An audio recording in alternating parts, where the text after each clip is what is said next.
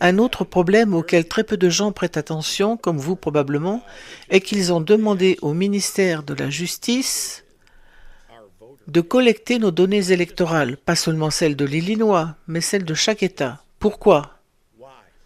Ils refusent de nous expliquer pourquoi, et en réalité, ce qu'ils semblent rechercher, rappelez-vous les élections de 2020, c'est la détection de fraudes électorales, ce que de nombreuses organisations recherchent.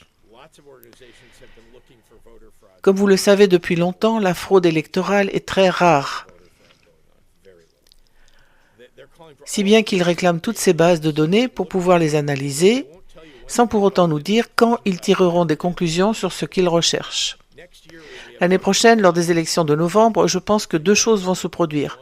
Premièrement, cette collecte massive de données électorales ne produira aucun résultat.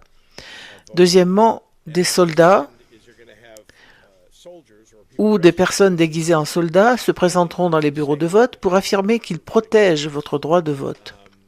Il s'agit d'intégrité des électeurs et ensuite il est possible qu'ils fassent ce que Michael Flynn a exhorté le président à faire en 2020, à savoir saisir les urnes dans les bureaux de vote afin que l'armée puisse procéder à un décompte équitable.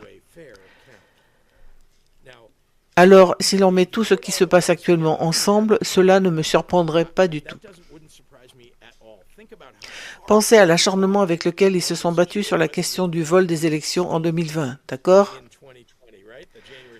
Comme l'illustrent les émeutes du 6 janvier et bien d'autres événements, sans oublier la grâce accordée à tous ces électeurs du 6 janvier.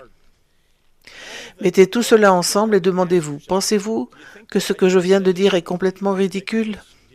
Pensez-vous que ce que je viens de dire soit vraiment possible avec Trump comme président, Stephen Miller à la Maison-Blanche, et tous ces mêmes conseillers du président qui sont, vous savez, à la limite de la légalité?